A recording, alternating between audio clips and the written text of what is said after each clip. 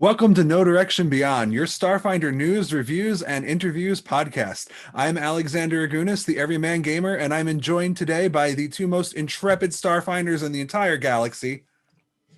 I'm James. I wrote Code Switch. And that's it. For the first time in a while, we don't have a guest because we're here to talk about content. It's great. Every now and then, we like to actually do the news and reviews part of the episode title, and that's what we've got for you today. Today's episode is entitled Backmatter Mania because we're going to be talking about what makes a quality Backmatter article for a Starfinder Adventure Path volume. Absolutely. They also usually have like really nice articles that help like set the scene for wherever you're going. It's super important in Starfinder because when you do a Pathfinder adventure, usually the Pathfinder adventure goes to places that have been talked about at least a little bit before. There are, of course, exceptions, but Pathfinder overwhelmingly sticks into the major like areas in its setting, where Starfinder commonly goes to places that have like one paragraph. Like James and I played Dead Sons, and low-key spoilers, book 4 of Dead Sons goes to a planet that's introduced in book 4 of Dead Sons. I think book 1 has a planet that's not introduced at all. It might even be either 1 or 2. Yeah. Just help set out the world. Right. And so Starfinder's Backmatter articles end up being really important. Starfinder also has less content per year than Pathfinder does. So the content that we get in Backmatters is extremely like cool and important. And James and I have done this type of episode before. And I think when we did it, it was Aeon Thrones, Signal of Screams, and Dead Sons we reviewed the Backmatter for, right?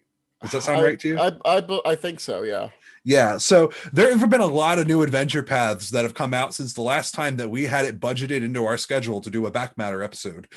So instead of going through every single adventure path, Vanessa, James, and I have each picked out a couple volumes of Starfinder adventure paths that we think have really significant articles that really contribute either to the setting or maybe how the developers present Backmatter, or maybe they're just something we really liked. And we're really excited to share these articles with you today. Yeah. Yeah, so one of the things, and I have to tell this story. I want to tell it right off the bat because I'm dying to tell this story. Oh, Has to okay. do with the Backmatter article called the I cannot talk tonight. The Enigmatic Grays. This is from the Flight of the Sleepers. It's the second book of the Threefold Conspiracy Adventure Path, and it talks about gray aliens. And one of the big challenges I had is that this is just a big lore dump article, right? And they say, okay, we're going to talk all about the Greys, and it's like that's fantastic. The problem is the Greys are supposed to be enigmatic. We're not really supposed to know what's going on with them and keep the mystery alive. And so one of the things they said was, well, here's a bunch of information, and some of it's false. So make sure to get all these points across and stuff like this. But what you're gonna tell is like two truths and a lie, but it's more like two lies and a truth. But the truth is kind of a lie, and the lies might be true. And how do you do that when Paizo is so famous for their Backmatter articles, their gazetteers, their articles like that are usually rooted in, hey, if we said it, that's cardinal law. That's what it is. How do you do that? And so I said, here's what we're going to do. We are going to borrow a play out of the playbook of another sort of sci-fi fantasy book. You know the one, Chummer, that uses a lot of unreliable narrators. Where they can tell you information that you know as the reader may or may not be true just based on who's telling it to you. So in this case, I wrote essentially a rant by a steward who, Reynard Muldoon, who is like searching for the Greys and trying to figure out what's going on. And he comes across as kind of a paranoid lunatic with all these theories and like so-and-so says this, but then so-and-so says this, and those are contradictory to each other, but they're probably true. And all sorts of like ways of suggesting things that maybe are true, but in a way that has complete deniability by Paizo or any GM who goes, yeah, not in my game world, and gives you really just lots of tools to work with the Greys and say, okay, we can pretend that's true. And Backmatter articles for Starfinder often do stuff like that. There are tons of articles that have just amazing bits of lore and flavor. I'm gonna interject and go to one of my favorite Backmatter articles. Honestly, if you've ever read Hive of Minds, an adventure by Thurston Hillman, it's part 5 of Signal of Screams. The Backmatter this is honestly, like, for me, one of the golden standards of what a Backmatter book should be. It has amazing monsters, the lore is great, and it has player options. Like, Very cool. whoa. And so for me, one of my favorites is this article on Mindscapes that pops up in here. And this Mindscapes article is just like, it's all about just like, hey, this is what the dreams of the mind turned into planes kind of thing. It's almost like that entire mini rules system in Pathfinder First Edition, like in the occult book, turned into an entire like chapter on like the metaphysics of Mindscapes. And the reason I like this is because whoever wrote this article, I should actually look it up so I can cite them. It's Thurston Hillman. Okay, thanks. Thank you, Thirsty. Thurston Hillman wrote about Mindscapes, and one of the things he wrote is this crazy mindscape that's essentially like made from the psychic imprints of uplifted bears across the galaxy, because uplifted bears are all ordinary bears that have had sapience forced upon them through cybernetic augmentation. And so like all of them like inherently have like this natural instinctual yearning for like the simpler time of like their original livelihood is just ordinary bears, because they're not supposed to be sapient. And all of that psychic yearning from across the galaxy from this entire species coalesce into a mindscape where sometimes when they're psychically attuned, the bears just fall asleep and dream about being in like a primordial forest where they're just bears.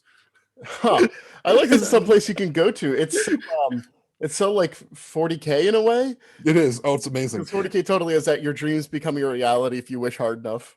And some of your realities become dreams. Oh, my back screen is like, oh well. My mindscape is sort of like fluctuating, everyone. Pay no attention to the mindscape. Anyway, but it makes a lot of sense because Thirsty also does the Warhams podcast. So like Thirsty is like, he's kind of like growing to be a big deal in like the Warhammer RPG world. And so like that there's a clear Warhammer influence in his Starfinder adventure path volume is appropriately fitting to me. I really like that. And in Pathfinder, the lore you find before, there are just demi-planes that exist because people are either strong or just kind of want it to be. It's just on a smaller scale. But like with the Infinite Expanse, it is adrift. Why not? YOLO. Yeah, amazing. But so what about you, James? I know that you have a lot of thoughts about Backmatter because you have run into Starfinder Adventure Path already. I think that they serve as useful compendiums for what you find in the game to then bring out as player options. I do like the expansion, especially of faiths when you find them. I have purposely not looked at any of the Attack of the Swarm stuff, but I think there's a thing on Hylex in there. There is, yeah. In Devastation Arc, which is the one I kind of focus on here. Ella Ritu. She wants us all to be friends. We should all be friends. We should work together. We should. Friends. But individually work together as friends. Well, we should be individuals that make our own choices, but we can still cooperate as a community. And that's what Hylex wants. But looking over Ella Ritu's, like the Cardinals of that faith, and how there's that, is it Nethys? Is it not Nethys? Man, these look a lot like what is that version of Father Scrimshaw, Norberger? Yeah, the one that's purely secrets.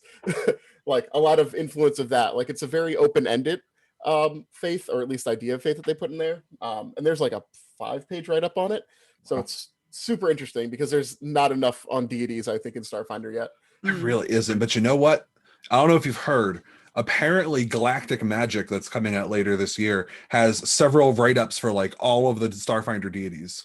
Good. And also, I welcome all the spells. I'm sure a fair amount of them will be compendiumed from Backmatter. I don't know. I hope so. You're planning on talking about this, Alex, but in Attack of the Swarm, there are so many spells that are added. At some point, they realize that like spellcasters in Starfinder are kind of underwhelming, and they're like, hey, let's just make a whole bunch of spells. let's just dump them on you. You know that meme with Gordon Ramsay going like that? Like that's what they do, but it's like magic popping out of their fingers.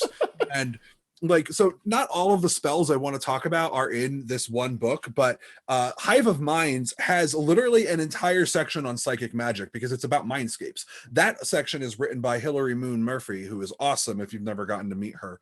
And it's got like the perfect blend of spells from Pathfinder that I expected to see in Starfinder but weren't there yet, and crazy things that I just love. I adore them. This is, I don't know if you've ever been on Nethys, but this is actually where Akashic Download comes from. It's a spell that like you basically download information about topics of your choice into your brain for a short while. It's great. I want to download stuff into my brain. That's Also, awesome. any book that has a spell called Ectoplasmic Barrage cannot be bad. It's just a rule. Yeah, and when we did Signal Screams, about 3/4 of the spells I cast on my Witchwarper were actually from that book. Yeah, it's great. This book is great. But this book doesn't have the spell that I consider to be the greatest spell ever put into not a player companion, into a adventure path volume. That honor goes to, it's not Merchants of the Void. It's book 3, the one after it, the one that takes place underwater. That book has a spell called Sunken Ship, where you conjure a ghost starship and crash it into somebody. Oh my gosh, that is so funny. What is this Final Fantasy anima thing? It is the best part. It is a mystic witch warper spell. It's not a technomancer spell. That's so good. You're either literally summoning a ghost ship from hell as a mystic and crashing it into somebody, or you are summoning a starship wreck from an alternate reality and just dropping it on them. It's amazing. Like, yeah. Kitsune Warlock asks, can you pile drive the ghost ship? Yes. Literally, that's so the way that it's balanced is that it's the same level as the Technomancer's explosive blast spell, but it takes a full round to cast instead of a standard action. So like in terms of damage output, the Technomancer version is still like better because it's quicker and easier to use, but you get just as much damage out of it as a Mystic or a Witch Warper, who are two classes that don't usually get AoE damage spells. And so the ability to summon a ghost ship and drop it on somebody you don't like is amazing. And it's so flavorful too. It's like, there was a wreck here once. Wait, no, there isn't. Oh, sorry, that was another reality. Let me show you. Yeah. Let me show you that the wreck is here on you. Here's the now. It's great. Yeah, it's in that book because that book is all about underwater stuff. So I guess they're like, let's take a sunken ship. And the best part is like it's flavored as a starship. But if you want to just summon like the Flying Dutchman and be a Besmaran mystic who just drops the Flying Dutchman on people. Oh my goodness, that's amazing. That would have been so helpful. Oh man. Yeah, it's great. Can you imagine the number of times in Signal of Scream where there were a lot of people who just needed a shit dropped on them? Yeah, just I mean, flat. that's kind of true in general, isn't it?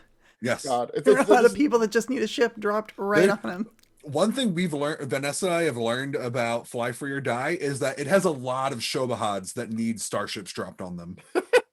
They could really use it. Yes. This is not Starfinder specifically, but in our Rapid game, we ended up against something that we could not hurt at all. So my only recourse was to fly 50 feet above it and summon my Besmaran hat into a boat and drop it on it. but that's what you do. I know. Yeah. I want a spell of that. And in Starfinder, you can have it. So just take Rapid Athic, move it X thousand years in the future, where X is 300 years plus however long the gap was, and then you're golden. Oh man, Space Rapid Athic would be an actually horrifying adventure path. Yeah, no, it'd be terrible. Can you imagine all the negative levels in space? In space, nobody can hear you die to level drain. Oh gosh. Amazing. But good. Oh, I am surprised that geez, I always forget the name of this adventure path. I always wanted to call it like Extinction Curse, and I know that's wrong. Yeah. Devastation Arc. There's a lot of like magic in it. There's actually not a lot of spells granted. There's a lot of like Magitech items. Because it kind of follows the Dead Suns approach, where a lot of the items and things you get are stuff from the books. And this makes, I think, some of it a little out of reach for most players because this is such a high level adventure path. The last book caps at 18th. That some stuff is like, this is $500,000 and it undoes time. Wow. It's like, well, that's a plot point, maybe not an item. Right. But there are some other things, like they introduce new types of weapons in the third book, which is better late than never, but they're really cool as far as effects go. Are they really high level weapons? Yeah, I think the lowest of them starts at like eye level 14 or 13. That's awesome. Yeah, they kind of like how in Dead Suns there was the disruptor rifles, but they were much lower. These are different versions of that. Trying to avoid spoilers in case people are going from one to the other. Right. I appreciate that, because you know that I really want you to run Devastation Arc for me, because it is basically a sequel to Dead Suns. Yeah, well, listen, like I was saying in the pre-show, we'll see where I'm at in about 8 months ish. Yeah, I feel that. But Right. Go ahead, Vanessa. No, I was just gonna say, right? Like, who knows where we're all gonna be in Right. I 12 hope that months. it's in a better place than it has been for the past year. That's for sure. Mhm. However, if you're talking about characters that you want to be in a better place, this isn't really true in a lot of the old Backmatter articles, but a lot of the newer ones have player options, like character class options. One of the things I think we said in our original show was like, hey, there's no feats and there's no class abilities and there's no things for my character to be cool.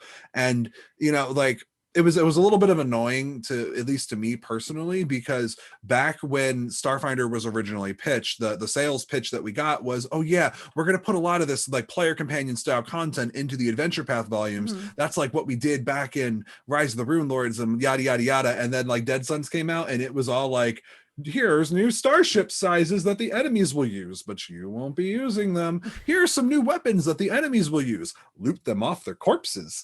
And Yeah. and like there wasn't a whole lot of stuff that was like, oh, this actually affects how I build my character. And a lot of the newer adventure path volumes have really bucked that trend. In I don't know if your books have any player options. In Hive of Minds, there is a ton of stuff. There's a new Mystic connection. There are new Technomancer magic hacks. Although this is not the golden standard when it comes to player options. That honor goes to this book, Merchants of the Void by Leo Glass. According to my little thing, this was written by Isabella Thorne. And she's awesome. She not only is she awesome, but this book proves she's awesome, because Okay. like if you go through the whole section, it's called like Scoundrel options, because like, aha, you're kind of playing a piratey kind of guy, oh, you're scoundrel-y. But like literally, Scoundrel is just Isabel's way of saying, what if I gave you everything you ever wanted in a class? What would you do? So like Play this it. yeah, exactly. This book, among many, many other amazing options, has the Solarian lunar weapon manifestation. It is a Solarian weapon that is an operative melee weapon. So you can not only can you get rid of Solarians being super multiple attribute dependent if you want to, you can also just have a space katana. And the flavor is great. It talks about how the lunar weapon is a weapon for a more civilized age. The jokes are amazing in this section. Another one that I am a really big fond of, there is a melee, not a melee, an envoy option called Scapegoat, where when something goes wrong, you just like, no, that guy. They did it. Yeah. And then another one that I'm really fond of is there is a Delusion Mystic connection that's all about illusions, which I'm really surprised we didn't have an illusion focused Mystic connection until this point. I checked to be sure. This is the first one. All the other ones are like brain stuff. That's funny. Yeah, it is. It's weird. Brain stuff. Yeah. But this is the Punch Girl feat. There's Punch Girl the feat. It's called Scoundrel's Finesse. And basically what it does is if you take this feat, you treat unarmed strikes and one-handed and advanced melee weapons that are whip-like. So meaning like your punches or your whips, you treat them as operative melee weapons, meaning you get to have your dex to attack rolls with them. The downside is that if you trick attack with them, you can use those features, but you don't get to add bonus damage to them. It basically works like Debilitating Sniper, where you could do it and you get you debuff with it, but you don't get the bonus damage because you don't really need it. But got it. All of a sudden, if you're playing like a character with a bonus to dexterity and the natural weapons universal creature rule, then okay, guess what? Now you can take this feat and you could like bite the crap out of people with your face and have it be your dex, and you're good. Awesome. It's just this book has a lot of things that just feel like it completes Starfinder. They're things that are really helpful and really useful. That sounds like a good feat. I like, especially. I'm not surprised if people just buy that book just to get those player options. Those are dynamite. I mean, the Solarian going to operative really just clears up a lot of, I think, confusion you get, especially with new players where they're just like, well, I only have 10 points and I'm here, and you end up feeling a little split. Allowing you to specialize a bit more. There's also, what weapon was that? Pact Worlds might have been, or Armory, where they gave you the range Solarian options. I'm glad they loosened up on those. Definitely. And I think it adds more flavor to the class. And, I know that the original sales pitch for the Solarian is that it's the Starfinder Jedi, but options like Lunar Weapon and Solar Flare and Stellar Shield really make the class feel like something that is inspired by those things, but is still its own thing, which I think is really important. Yeah, because you don't just have to make the Starfinder's version of a Jedi. You can do all sorts of different things with it. And I think that's really important. And what's really cool is then you get to like level 10, and then instead of taking a Zenith Revelation, you take another Solarian manifestation. So then all of a sudden you have a solar weapon in one hand and a solar flare in the other hand. My Skittermander did that, James. I don't know if you remember that from our game, but he could summon the solar flare or the sword. It just, fights usually never lasted long enough that I had them both. Yeah, the fights never lasted long enough. Yeah, it was the one where with the caterpillar thing. You remember that guy? He was crawling up on walls, and I couldn't attack him, so I just shot him. Oh yeah, yeah. Listen, when you can't stab, pew pew. That's the answer. I'm just surprised he didn't have a jetpack. I mean, 10th eventually, I went and I got the thing that lets you run on air, because I like that better. I would rather run on air than have a machine that people can explode. Yeah, those are like the Force Souls, right? Yeah, the Force exactly. I love those. Those are like a must-have on almost any character I have. They're just so cool. I would always pick that over a jetpack, just because jetpacks can be like, I've seen enough media where jetpacks explode, and like you have to chop my feet off in order to stop these Force Souls. Oh no. Yeah. I mean, you could have both. I mean, the Force Souls, because they're a cybernetic. No, they're Magitech, right? They're Magitech. They're hybrid. Yeah. Somebody just turns off your augments and then you just plummet through space. It's amazing. It's the greatest thing to happen ever. I mean, you don't want to be standing over a chasm with him like forever, but still. Definitely. No, they're good. It's one of those things that almost goes into that necessary option. Sometimes I think I don't take it because I don't want to fall into that trap. Also, they're pretty pricey. They're very pricey. They are. Also, but I will walk over the air as many times as I have to. Literally, just let me walk. It's really hard to not buy an item that was renamed from being ignore terrain. Like, yeah. Just never fall. Just be able to get everywhere. This is rough terrain. Well, I'm walking in the air. So is the air rough terrain? Because I don't care. The answer is that if it's a witch warper, the answer is yes. Yeah, that's true. That's true. Man, I was with you there, and then Alex brought that up. Yeah. Man, I forget all that they can do sometimes. Darn witch warpers, they're so OP. Oh no, it was great. We had a game where our friend got dominated, and so James solved the problem by just ice blocking him into a small room. Yeah, I was like, we'll deal with this problem later.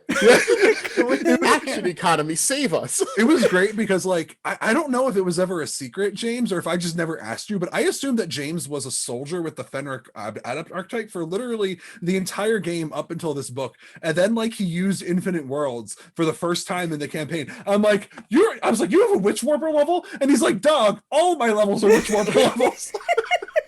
So the reason why you didn't know is because this is a little bit separate from the Backmatter thing, but it was a big con because I let my character die there, and I made what are those Gumby dudes that imitate people?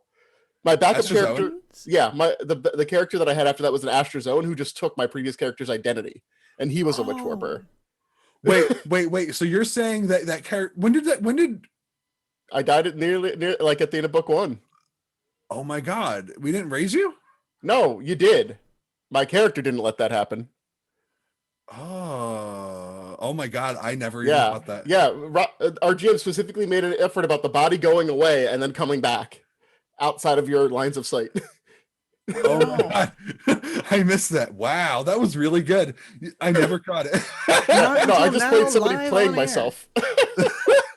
None of you could have ever figured it out. The disguise bonus was too high and you all are too dumb, but that's fine. Listen, my character was single-minded. She only wanted revenge for so in that game, I played a Berneri mystic named Pip, and Pip died. And so like originally he was on vacation with his wife there, and like there's like a whole thing where like the scariest thing that your character could ever imagine is supposed to happen to you. So our GM had planned that my character's wife was going to be brutally murdered, and then like that would be like the horror for my mystic. But then my mystic got brutally murdered, and I was like, well, I'll just play the wife then, it's fine. And she's like, switcheroo. And so I ended up playing my character's wife for the rest of the book, and her entire motivation was just to get revenge on capitalism for for her husband dying in this resort. It was great. I love that character. That's pretty cool. It was often the thing that kept us grounded. Because Yes. once again, our party was a bunch of terrible, chaotic people. Right. No, my job, I was the straight man who kept everybody doing the adventure because nobody else would. Like everyone was just all over the place. I was like, no, we need revenge for my husband. And they were like, oh, it's fine. We don't have to worry about this. I was like, revenge for my husband. We are doing the plot of this adventure. No, if you give me the option to be a Squidbilly, I'm gonna be a Squidbilly with No, your everything it Squidbilly- entails. Your Squidbilly was great. I love it. Yeah, by the way, it doesn't matter whether I'm playing with James or Vanessa, my games are crazy. Like all of them. Do you think it's your fault? It might be. It's might kind of. I feel like I threw that entire session of Fly 3 or Die off the rails when I revealed my character's backstory. I mean, maybe, but I don't know. Our games are pretty off the rails already. I think it's just the mix of folks that we tend to play with are just Oh, it was so good. very, very big into role play and shenanigans, and it's amazing that we get anything done.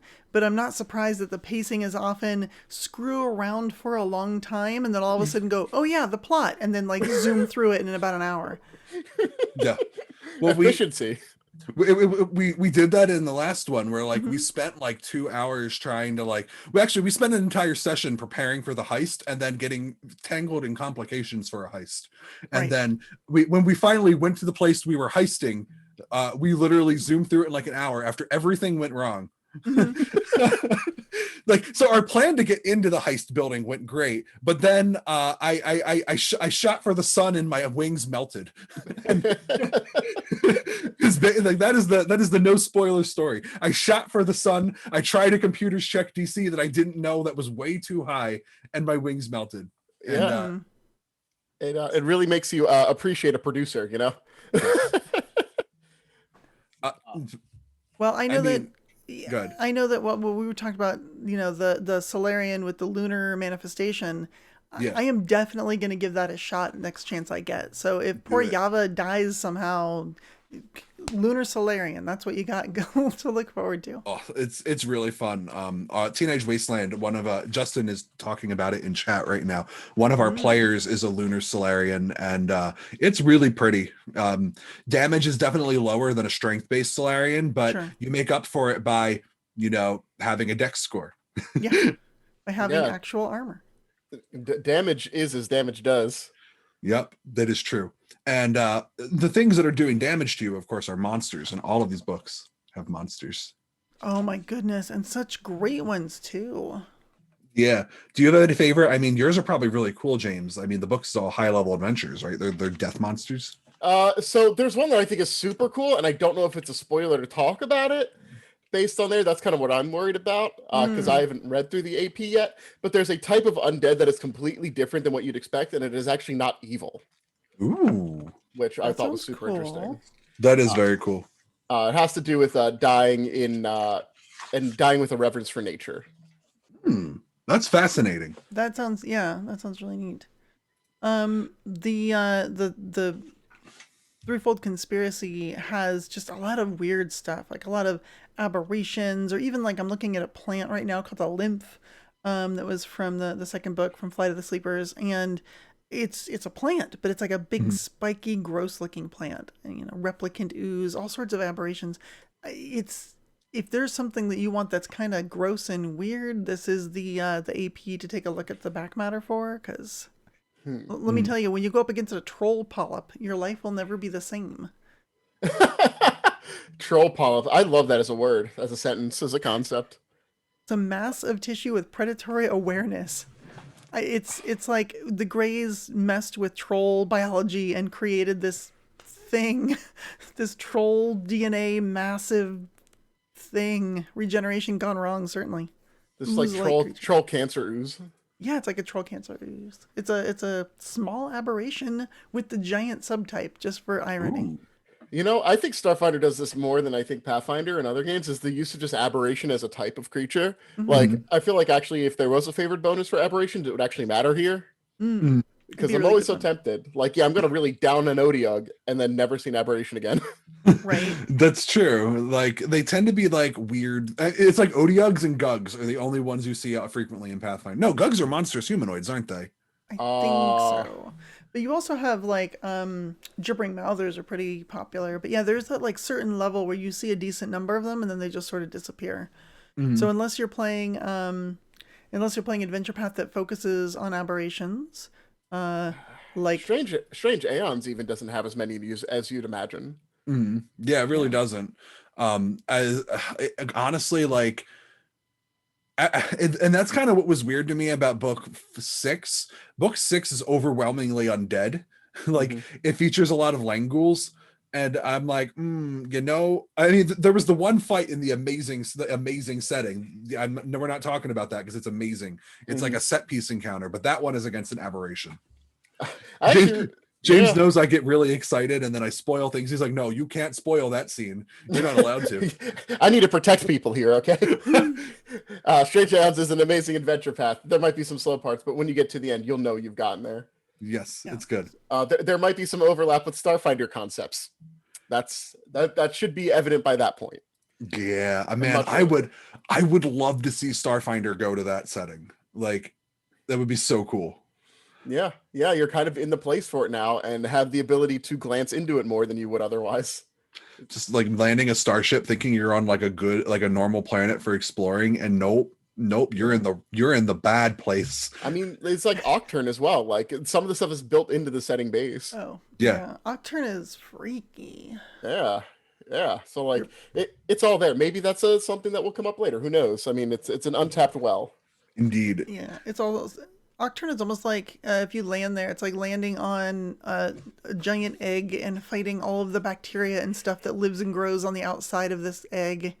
And it might hatch, and maybe just the bacteria will kill you, but it doesn't matter because no matter what happens, it's freaking weird.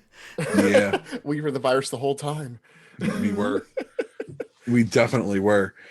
So this book, Hive of Minds, has a monster that I really like. I want to call it out as something that I really like, but I can't talk about it because Dustin is in channel, and I'm probably going to use one of these on him soon. So, Dustin. yeah, unfortunately, Dustin, I can't share the monster that I really love in here with you because it's great. It fits Dustin's character's arc a little bit too well. However, there are some other Oh, really cool. Dustin said he muted you. You can talk about it. Oh, okay. I can talk about it. All right. So, in this book, there's a monster called the Imposter, Ooh. and an imposter is a outsider that's formed when somebody with extreme doubts in their own self-worth, basically that doubt becomes so powerful that it warps the astral plane and creates an astral construct of their doubts and their fears. It is literally imposter syndrome, the monster. Oh no, that's so freaky. Yeah. It's super freaky. They have abilities where like they can manifest a blade of doubt, and when they stab you with it, it has a critical staggered effect, and it does cold and slashing damage. So like it is literally the void of your own despair it stabs you with. And it That's also has an terrifying. ability that if you try to hit it and you miss, you have to make a saving throw or become so overcome with your own doubt and inability to do anything effective that you become shaken. Wow, that's I pretty would Yeah. like to bad. unsubscribe from Shadowlink. Right? It's Shadow the Monster. Anybody in chat, you can tell Dustin that I talked about the monster, and that he can unmute himself. Thank you, Dustin, for muting yourself so I could tell everybody about my favorite monster. Uh, Cradle Infestation has some really fun ones. There's the Abyssium Golem. So if you ever like, I just like all the different material golems. So if you think Abyssium is pretty cool, that's like green, one of those star metals. It's really freaky. It has like irradiate and all sorts of stuff. It's really really neat.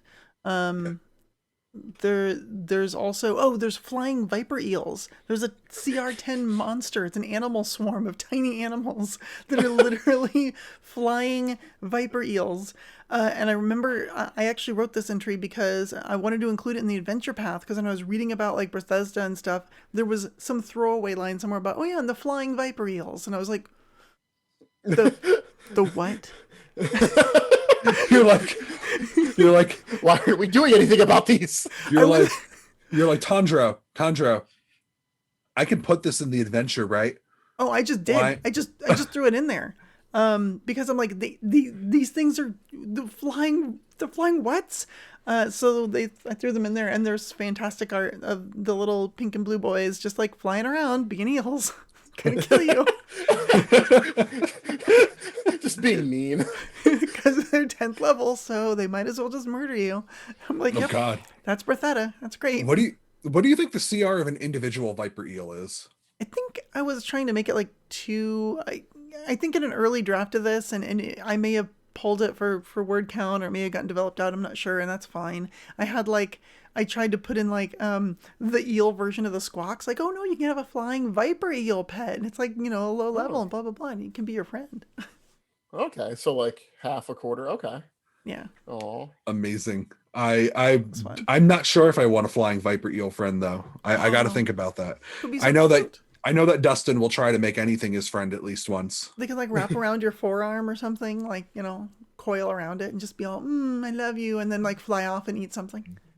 Our group, James, our Way of the Wicked group, they just murder it. There'd be no question. It's like those hippos.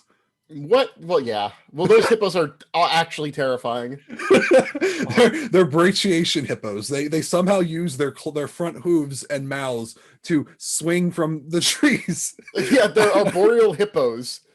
Oh, what terrible monsters. Yeah, that reaction, V, that was our reaction. And then it vital struck me for like 12d6 damage. Oh my And I was like, god. no. Yeah, we're like level 7 or so. That's a lot of D6s. See, our friend Mike. Mike is running this game, and Alex has never played in a Mike game before. And Mike games are tough but fair. That's how I GM actually. I GM like, at least in person anyway, but even on a digital platform, I GM open, no screen, no GM rolls, no secret rolls. I just roll out in the open, so everything's legit. And sometimes you get crit 3 times in a row and you die. Sometimes you just get diced. There's literally nothing you can do about it. But it makes it all the sweeter when you eventually find a way to come around. Right. They make great stories. I do really like rolling my dice in the open because, I mean, on one hand, if I hide it, then that lets me protect the players a little bit more than I normally would. But then that way, if I don't, then nobody can accuse me of like favoritism. It's like, no, these dice just really want you dead. Like James hates my red metal dice. All they did was crit me. No, that's only half the story. The rest of the story is that James built a barbarian that was designed to have as big of an armor class bonus as possible on a barbarian, and that's cool. So you got up to like 14? No, he like got up to 42. Okay. Like, no, it was ridiculous, and like it was, gosh, it was like to the point where his AC was so high that my monsters could not hit him unless they crit him. And not only would I roll the 20 to threaten, I would roll another 20 to crit on several occasions. The dice were like, no, this is cheese and you know it. And it would always be with a monster that was using like a scythe or some other time. Yeah, it was always at least ×3 crit. Always. That's so good. The cosmically calculated odds there, they were like, you know what? For you, it's a possibility. In Starfinder, I think luckily your dice have only hurt other people there. I think they've been average whenever you've ran for us. Yeah, I need to run a Starfinder adventure path for you guys with the blood dice and see what happens. Oh, the reapening. Which adventure path of the ones that we've talked about do you think would be the best one to run for the group to reap you with the blood dice, James? I mean, like realistically, it's Attack of the Swarm, but I know everybody has kind of already played that in our kind of group, so it'd probably default to the secrety one, Threefold Conspiracy. Oh, that'd be really good. I could delete your characters from reality because that's definitely what those unseen characters would do. Yeah, exactly. Just roll good. 'Cause I'm coming for you. They're coming. Here are the blood dice. They're rolling. Also, I still contend if I eat those dice, you can't use them anymore. It's true. I mean, I so far you haven't risked the lead poisoning, but if you change your mind, I fair game, I guess. I did nearly swallow one once. You were really close. Wow. Yeah. No, I got it and I pretended to throw it and it went in my mouth once. So I came very close. I'm glad you didn't. I'm an adult. I could swallow a die or two. I'm fine. I mean, that might have been kind of uncomfortable to get back, if you know what I mean. It would be worth it to stop his reign of terror. It was the die's way of saying, like, no, you're not going to half-ass this. You know, if you're going to take me down, take me all the way down. See you in a few days. Pray that I don't destroy your small intestines on the way out. Yeah, and worst case scenario, we have to stop because you have to drive me to the hospital. Like, regardless, the situation it resolves. The adventure ended because James had to go to the hospital. That's horrible. Modern problems require modern solutions. Oh no. You know, in that case, I feel like eating the dice is like a primeval solution. It's not really a modern solution because no like eat definitely feels like a caveman strategy there. Oh my goodness. I do have to say there is one feat that I really do enjoy from Devastation Arc because it's a feat that I always wanted. It's forward momentum. It's basically the shonen power. You burn resolve to ignore conditions. They include fatigue, shaken, sickened, staggered, and at 9th level you also get cowering, dazed, exhausted, frightened, nauseated, panicked, paralyzed, and stunned. Wow. That's a lot. That's a really good feat. Yup, it's basically the equivalent of that the bracelet of last chances in Pathfinder, but using your resolve points. So if you really just want to just load up on extra resolve as a feat and just get a bunch of con, you can do it. I would rule that, like, as part of spending the resolve point, you have to start blasting the opening theme of Gurren Lagann. See, when I saw that, as soon as I read that, because I was watching clips from Cabaneri the Iron Fortress, it's just him going through that horde to try to like flip the switch there and just getting beaten up the entire time. You know, substitute whatever, you know, anime thing you put there. But that feat is, especially for high level characters, because sometimes you just don't use resolve unless you're resting or dead. Yeah. Right. So for especially like fightery characters, if you don't have an ability that procs off resolve, this gives you a use for it and a pretty good use for it. Ignoring paralyzed, like, yeah, sign me up. I'll throw all of my resolve into not being paralyzed. Ignoring stunned, where you drop your weapons and stuff, yeah. Yeah, that's great because that's even just action economy wise is like, let me pick up the darn weapons. Yeah, and it's like, oh, I have 2 weapons. Oh, what do I do? I guess I just give up. Like, it saves you so much issue. Mm-hmm. I mean, you still have to deal with it later, but you know, Signal of Screams has some really good feats too. If we're talking about feats, like that's where Improved Demoralize is, right? oh, let me double check. I think so. I took Startled Scream from that, and that feat is dumb, but I love it. Doesn't Mitsuko Hana have that? Yeah, and I've used it frequently. And I've started every first round is at a disadvantage, but it's helped other people, so fits the character. Startled Scream is like, isn't it like if you lose initiative, you like spend something and then everyone else gets a bonus? No, at the start of combat, you can let out a scream. You end up either shaken or stunned for the first round of combat, or staggered, and everybody else gets a +2 or +4 bonus to their initiative for the for that roll. That is amazing, especially if you're like a support type character, like a mystic or something that basically is just fixing messes. You're like, I don't know what to do on the first round of combat. I will scream, I will suck, and then on the second round of combat, I'm going to fix whatever y'all screwed up. Yeah, she was an envoy, so it worked perfectly. Exactly. I like to think that all of the Scooby Gang has that feat, and when they're shouting zoinks and jinkies, that's what they're using. Zoinks! And that's why, like, in the animation, like when they start running, they like jump and freeze frame into the air for a couple seconds before they like run in place. Yeah, that's them using that feat.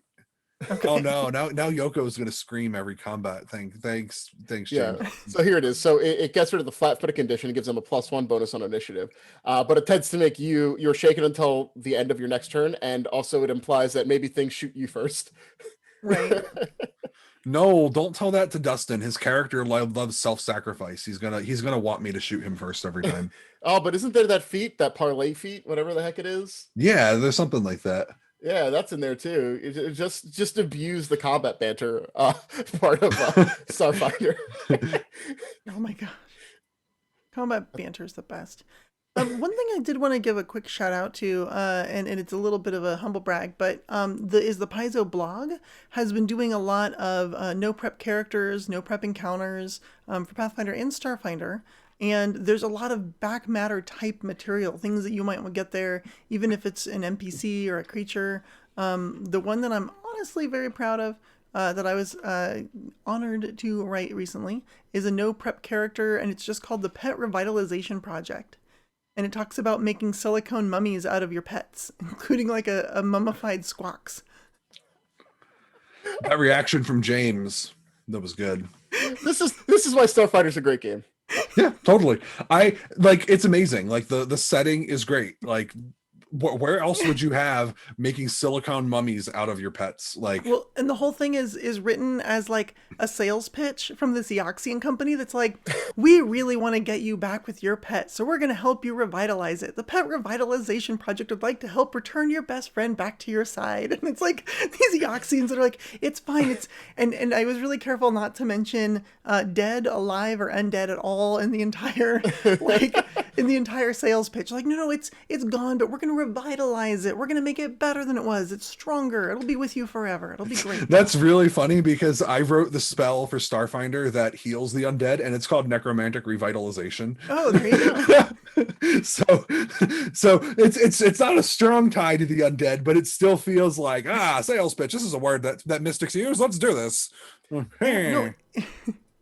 But yeah, so seriously, the blogs actually have been posting a lot of these no prep characters and encounters and things like that you can just sort of drop into your game, or even give you ideas for your game, like, ooh, that may be nice to insert into an adventure path.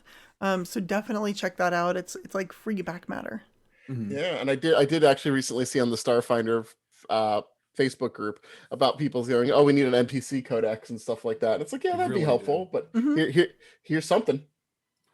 I think we need an NPC codex that works like the bestiary, but all of the stat blocks don't have species graphs put on them. Like, so like, and so, because like by default, it's like, oh, here's the graph for being a human. Just give us the stat blocks. Like the things for being those different species is like +2, +3.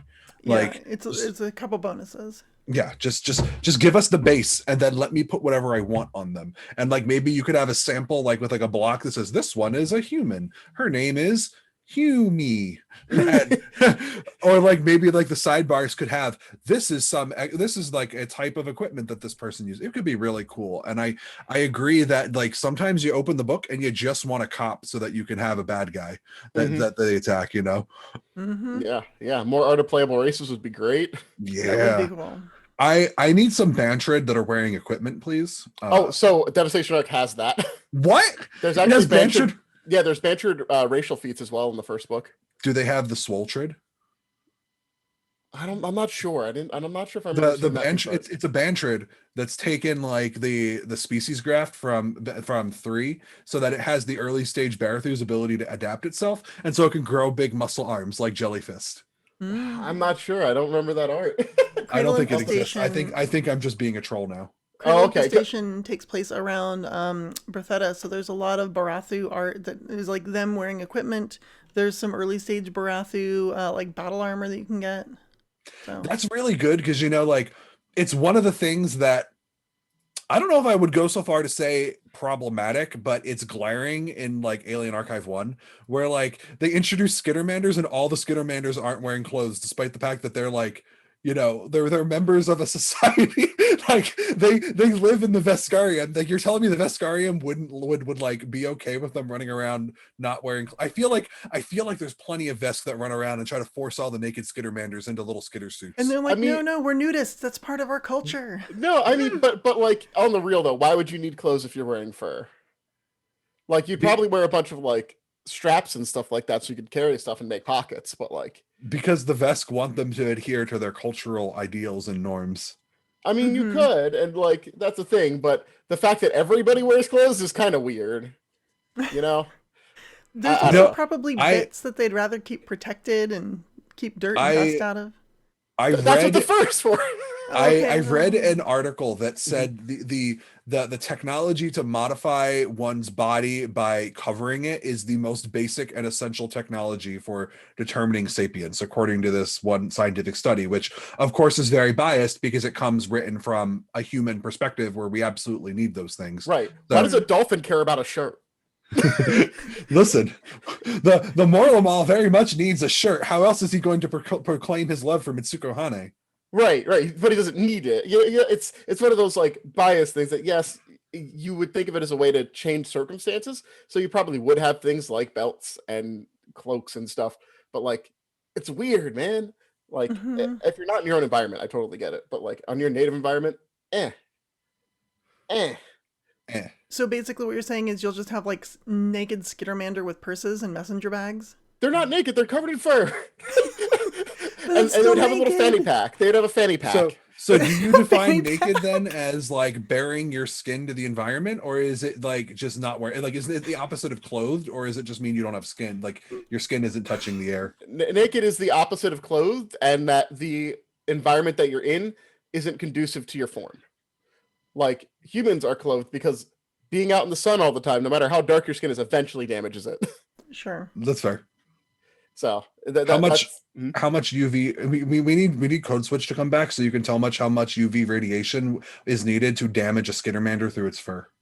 Oh, there's definitely an amount. Because you see, you can get sunburned through your hair. Add this to the list of when this article comes back. Okay, Yeah. but also like catfolk from Pathfinder, right? Like if you're a catfolk or any furred race really and you're covered, like it's the same thing, but how much fur do you need? Because there's like double and triple layer furs. Like what level of fur?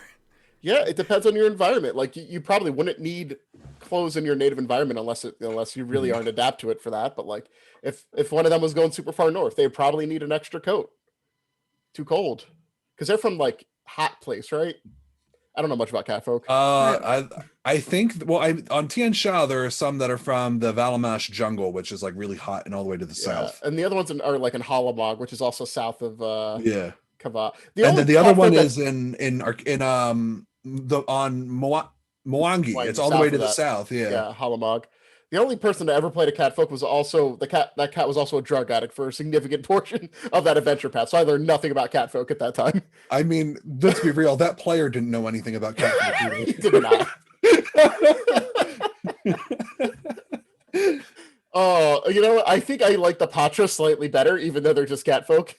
I mean, they're not just, but you know what I mean? Yeah. They're so similar. They are, they're catfolk. Yeah, I think I like them slightly Well, Dustin more. in chat is saying that the according to one book, the catfolk from the Valamashi jungle are from space, so they're basically Patra. They could be. They might be Patra from another, like I don't know. The Starfinder and Pathfinder have Patra this weird from another way. mantra. Wait, never. Yeah, Patra from another mantra. I like it. I don't know what that means. They've got this weird way of like incorporating themselves, like how the Aslanti were like, oh yeah, this group just accidentally flung themselves into outer space, and like the Aslanti Empire survives a million light years away. Enjoy. I really like stuff like that though, and it's like how like all of the four-armed races that or all the four-armed species in Starfinder that kind of look like Kasatha are all like related to the Witchbeards. Like they're like, yeah, we flow around and we like drop places, and sometimes they just evolve into their own like species, because it was a long time ago, man. Those Shobahads, they've been there for like long time. Long time. Do all four-armed races get an initiative bonus? I don't think so. Because four-armed is forewarned, right? Oh, we're terrible. We're absolutely terrible. We're wrapping up to the end of the show. Do you guys have any final thoughts on Backmatter articles and what makes a quality article? Like, maybe at some point if Jake Tondro decides that he really wants to listen to this episode and decide that he's going to take our partially professional advice. I don't know how professional we are. We're pseudo professionals. We're pseudo professional. That's really good in this industry. Sometimes that's all you can really hope for. Your backmatter should reflect the coolest parts of your adventure and let players do that in another context. Mm-hmm. I think the best backmatter is things that are level appropriate for the adventure that it comes with, at least from a GM's perspective. I'm thinking about monsters and setting and stuff like that, because if you're running like a level 5 to 7 part of the adventure and you have like CR 12 things in the back, it doesn't help you that much. But if it's all level appropriate, then that's just like bonus stuff that you can throw at your players, and that's gold. I think that player backmatter content needs to be content that really like feels like it fits into the adventure that it's being written for, but it also needs to be something that feels like it is able to be taken away without too much effort and used not only elsewhere in the setting but elsewhere in like the game. I think a lot of my favorite articles are the ones that have like player options that are like, yeah, I understand why they put psychic items in a book about a mindscape, but wow, these psychic spells are great anywhere. I'm really happy to have this. Like, it just makes it feel like the content it's a better buy for your buck. You know what I'm saying? Yeah, yeah. Because I mean, like, an adventure path is like, it's not something everybody's going to buy or use. Like, I have shelves of adventure paths that I'm like, I will probably never get to play this. I will definitely expire before I finish every adventure path on my shelf. But like, it's saying like, oh well, at least I can use this other thing in this different situation feels good. I totally agree. All right, cool. Yeah. Actually, Lava being in chat brings up a good one. Fly for Your Die has this interesting little thing in it called side jobs, where they're basically like 2 or 3 page adventures where it's got like a map, and it's just like it's almost like a bounty in Pathfinder terms. Right. It's nice. I think they're cool. I agree with Lava being that they are nice. I like how you can pull them out and just kind of do whatever you want. Maybe I'll put some side jobs into Yoko's game, because that means I won't have to write an adventure for that. It'll just be in a book, which is good. That's actually kind of a cool idea. I think I like that idea, and it would be neat to see them spread that out to more adventures where you're like, okay, here's a side task you can do, because sometimes you're like, you know what, we want to finish up this session, but we have an hour and I don't want to start this next giant thing, but I do want to accomplish something with our last hour. You can be like, all right, here's a little side job that gets you to know an NPC better, or gets you a little bit of loot or something. Or even if you're tracking experience and you're like, oh, geez, everyone is so close to leveling, like one more encounter will do it. Let's just hit them on a side job really quick. And then that way everyone can level up before the next Or enough players can't make a session that you don't want to actually continue the story, but you have a couple NPC allies and everybody makes like someone who's like in the PC's organization, and we'll just do a side job tonight with them. So I would love to see more of those side jobs, side quests in Backmatter. That's a really good suggestion. Good job, Lava Bean. And excellent work. And thank you for everybody who listened to No Direction Beyond today.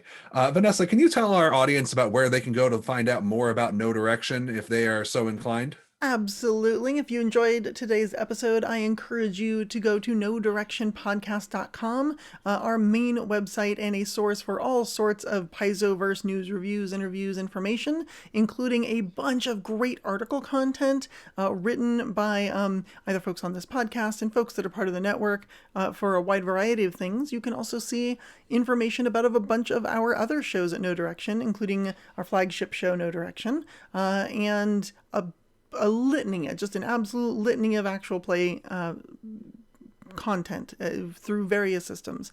I also encourage folks to join our Discord server, which has a nice little link right there on the website. And you can join the conversation there and join the most wonderful community of Starfinder fans this side of the galaxy. Yeah. Do we have any shout outs we want to make before we wrap up this episode? No, I'm good. I would like to shout out to my cat that was mostly quiet this session. Good job, kitty. I'm feeling pretty good. I think that, folks really should take a look at those Paizo blog posts, because there's a lot of really fun content there, and definitely comment and engage.